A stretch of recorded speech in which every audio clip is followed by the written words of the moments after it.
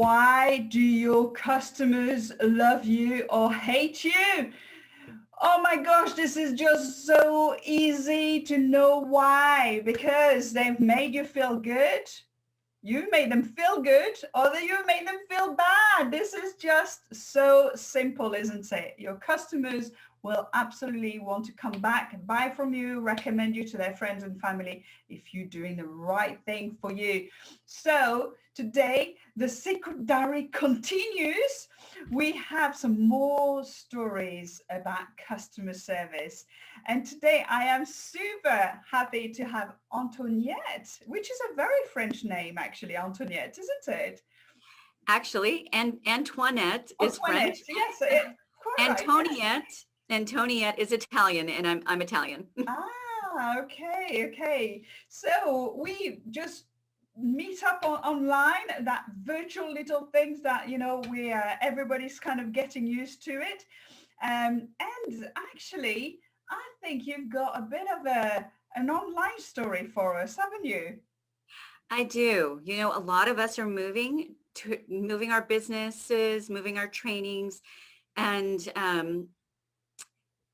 we're moving them virtually. Like we're buying into things that we wouldn't normally buy into virtually. We're selling things that we wouldn't normally sell virtually.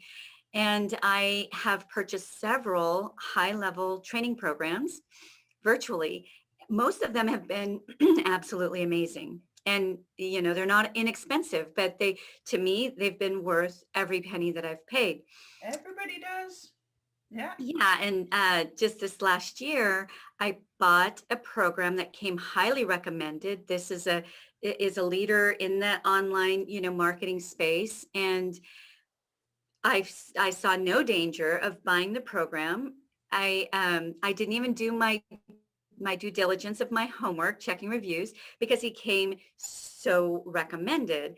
And I did attend the free, thing that was offered, loved the content, loved the energy behind this, the presenters. And so I went ahead and bought in. But it wasn't an inexpensive program. And so I needed to put some of it on one card and some on another card. And so I reached out to them and let them know that. And they said, no problem, but we can't do it through the normal system. Could you wait until after our close? Because things are crazy, which I totally understand that. I do my own events. Yeah. So I said, no problem, as long as I can get in before all the bonuses begin and, all the live sessions. Yes, you always have that deadline, haven't you, where they say, oh, you get this, and this extra if you're doing this. Exactly. Okay. How has that gone on then? Yeah. And so I didn't hear from them. And so I started reaching out again day after day. And finally, after I knew that I had already missed several of the live bonus things that I should have been able to participate in, I still hadn't been let into the community because I hadn't yet gotten my 2 credit cards. And I just kept reaching out. There was no phone number, and I just kept reaching out through Facebook and through email and any way that I could figure out. Pardon me, I just had lunch. Any way that I could figure out to get some sort of a response so that I could dive right in. A couple of weeks went by. Another couple of weeks went by. And I was still reaching out. So finally, I got them to at least take my money. And then once they took my money, because I was out of the normal, I guess, funnel, I didn't get all of my login information and how in the calendar and all of that. So then again, I began reaching out. And believing all along this was a year-long program so that I had some time to really consume the content and still be able to get some of that live interaction as well. So finally I get all of the access to get in, only to find out it was just an 8-week program. I've just paid all this money for, why would they take my money? Why wouldn't they say, oh gosh, we're so sorry. We're going to do this again. Here's a little discount for the next time because we've really just kind of missed the window on this. They didn't tell me that. And apparently somewhere in that 3 days of events, I was supposed to have caught that it was just an 8-week program, and I didn't catch that. And it would have been really nice to have been to say, hey, we're about to take your money, but you really have missed everything. Yeah. Um, so then I reached out and reached out again, and I said, wow, I guess I've missed everything. Is there anything you can do? Could you put this towards your next event? Nothing. Again, it took me, to one email that I would receive back. It took me a lot of emails just to get one response. Mhm. And I was begging for a phone number. Could we just talk voice to voice? This would probably, get resolved in one conversation if we could just talk voice to voice. No phone. They would not do that.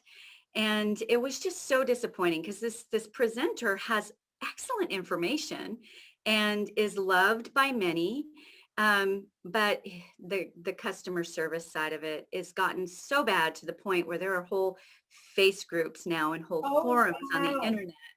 Wow, this is People who bad. have put their earned money out in hopes that this program would help boost their career or, get them to the next level in their professions. And now there's whole groups that have really upset people, because what happens once you give your credit card, sadly, when you go to the bank and say, I gave my credit card, yes, but I didn't get what I thought I was buying. Yeah. The banks say, at least my bank says, you gave the credit card. This process is only good if you didn't give your credit card and somebody swiped the credit. You gave the credit card. You need to go to them. Well, you know where that got me. Going to them didn't get anywhere. So all this money that could have gone towards, advertising, promoting my own events and my own things that I was doing was just burnt like fire. There wasn't the tiniest bit of value in it. It was just very, very disappointing. Well, contrast that to another program that I had purchased. I purchased many, like I said, but this other program that I purchased was a lot less money-wise, but their service was on it. There's always going to be a little hiccup or a little customer service thing that you need to reach out for. Immediately, they were on it. And even after they helped the situation, remedied the situation, they double checked to make sure everything was good, everything was smooth. And I will tell you, I will never leave this group. If they can double the cost of it, and I will never leave it. Every year I'm going, unless I really take a major career path change, which is not likely, I will forever stick with these guys because they were loyal to me. Yeah. And they deliver and they care. Mhm. And no matter how big of a name this other organization is, no matter what great content they give, they obviously had no concern about taking mine and a lot of other people's money and leaving them feeling like they didn't get what they paid for. So that's my story. If you want to add it up, do the math. I'm in my 50s. I'll likely be around. I mean, I'm in the wellness world, I believe. I'm going to be living at least another 40, 50 years, maybe even. And times that by, let's just say $7,500 a year. Times that by $7,500. That's what just carrying a little cost. Didn't, I guess. Well, that's the lifetime value of a customer, isn't it? I mean, Right. I do that exercise when I do training with in restaurants, for example, and I say, well, just take a pint of lager. How much is a pint of lager? So let's say £4. £4. If somebody comes every day to buy 1 pint of lager every day for 50 years, how much do you going to get? And they get a calculator and suddenly there's like thousands of pounds for 1 pint of lager, and it just makes you realize that one customer, how much they bring to you, how important it is. And you've said it several times, but it's all about caring, isn't it? Right. We want to be cared for. We want to feel valued. Businesses needs to bring more care into what they do, online Absolutely. and offline, because just online is just as bad. Your experience online was just terrible. Well, and you know what? So yeah, there's me. They lost me, obviously, but I have a lot of influence over That's other it. people building their careers. Yes. And I've already probably been, influenced people that come to me. Should I buy this program? Should I buy that program? I'm like, if it were me, I would go this direction. Yeah. I would not go that direction. Do what you want, but this is the direction I would go. And so times that loss by 20, 30, maybe even 40, Yeah. because people love helping other people. Yes. I am in the business of helping people. I'm in the business of actually helping people who help people. Mm-hmm. So it also goes a third layer. Yeah. And so you may think, holding on to that person's one purchase because, in your, like they kept pointing me back to their policies. Their policy says the little fine print that none of us read. I know we should, but we don't. They were so, stake in the ground on those policies and did not care that in this circumstance, they could have easily taken my credit cards, 3 days after the close, whatever, everything would have been great. Yeah. I would have loved the whole process. Yeah. But because they were overwhelmed, obviously, they were overworked, maybe understaffed, who knows? I don't know what was going on. It was more important to them to keep my money, knowing I didn't get the value out of what I thought I was purchasing. And it's cost them probably more than they realized. And to have whole public boards. Yeah, exactly. People were, I didn't create any of these boards. There were other people probably even more upset than me who created these boards. Yeah. I mean, that it doesn't matter what great thing you're selling. Mm-hmm. People buy you, they buy your service. Mm-hmm. The thing you're selling is secondary. Mm-hmm. And when you make them feel important, mm-hmm. you make them feel like that you're concerned about them, then especially when you're buying and selling online, there's already a little bit of trepidation with the whole buying and selling online, and add that on top of it, it's just not good business. No, and I think also because of everything that's happened, businesses have had to adapt very quickly and do different things and start communicating different ways. And start chat boxes and start WhatsApp things, but actually without really having a real customer journey for each of the channels and having that consistency that if somebody's messaging you, if you're putting a number out, you need to know that you're going to have somebody looking at your WhatsApp and answering that WhatsApp or that messenger or that, whatever communications channel you started. You need to ensure the consistency through all the channels, which is what's happened to you. You couldn't ring, you couldn't message, no one was coming back to you, that frustration was coming out of you. It's really hard, isn't it, to be able to manage all those channels and all those touch points. And when you're not being served well, when they keep you pour your heart out, with the details of what happened, and it's just like it's like a script they've been told. Copy paste. Yeah, exactly. We have this policy, and you're like, but did you just hear anything? Like, did you even read what I wrote? You can tell. You get on the phone with the phone company or the electric company or some government agency, and you can tell they really don't care. They just need to go to the next guy who's complaining, right? And that's how I felt I was being treated. They really did not.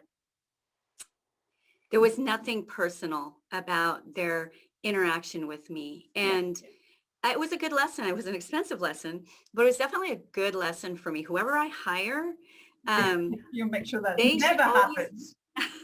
They should always have access to me. My customers, if it gets to that level, it shouldn't be a brick wall. Like there at some point, if something rises to a certain level, there should be access to me. I'm the one that sold the thing, and I'm the one that was trusted enough to buy my thing. Mm-hmm. And if someone's that unhappy, give them some access to me, or at least to someone who works closely with me, who's willing to get on a phone call or get a little bit more personal in the emails. Yeah. Well, this is just amazing. Thank you so much, Antoniette, for sharing this. Just tell us a little bit, because your business is this as well. You do business strategy, aren't you? Online business strategies. If anybody wants to connect with you and if they need a bit of help, how can they get in touch with you? Great. So I just popped that in my little moniker here Oh, so here we that you go. can, I've just seen that. so essentially we hold a whole free series Okay. on how to become more visible in your space. I've got 30 years of background in that, and also how to run a profitable virtual business that you love. A lot of us can put together a business that makes money, but it's more difficult to put together a business that makes good money that you love and you can see yourself doing long term. And most importantly, that puts you working with people you really, really enjoy working with. Oh, that's amazing. Well, thank you so much. I will So put the I'll say link it as well. verbally. I Yeah. will put the link underneath when I put the video, and if you like it, you can subscribe, watch the other videos, because there's going to be loads more to come, because the secret diary continues. Dot, dot, dot. We're going to tell lots more stories to help you, inspire to deliver those amazing, exceptional customer experiences and have thriving businesses, because that's what all we want.